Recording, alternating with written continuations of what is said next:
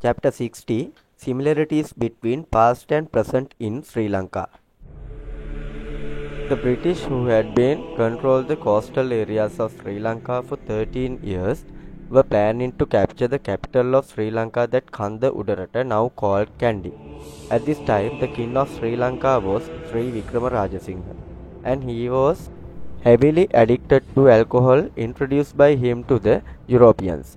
Also, the powerful family surrounded by King of Sri Lanka was of Indian origin, was friendly to the English nations for reaching power to their families.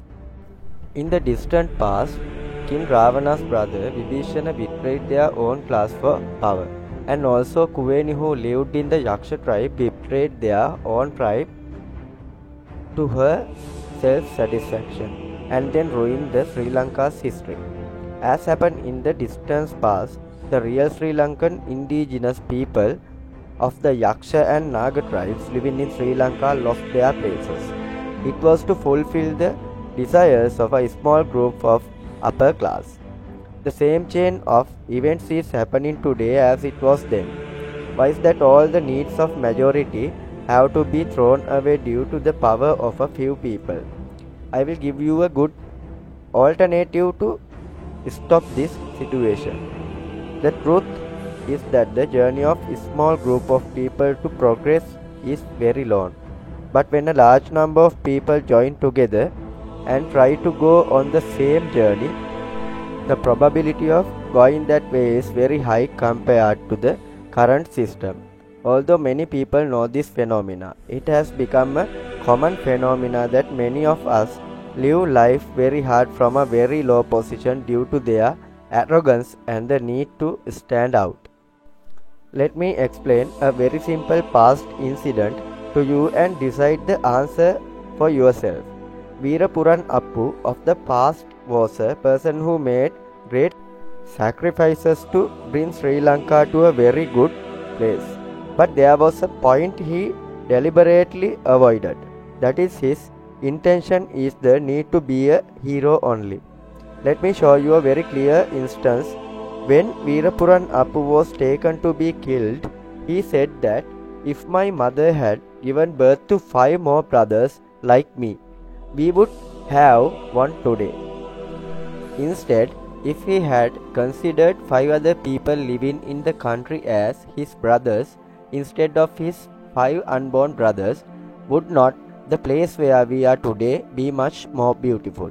Also, it is clear to you from that example, Veerapuran Appu was only trying to advance his name. If he really wanted to, would he tell such a story when he was being taken to be killed? Ask your intuition and you will understand. In order for Sri Lanka to shine in front of the world, should not we discard the hidden pride and the need to stand out? Future generations can do this. But the truth that we must understand very well is that we must correct the mistakes we made in the past. First, we took arms and went to war and we lost. Second, we voted for 5 out 5 years but lost. Third, we took to the streets and that too was thrown. But those who are ruining the country are on top.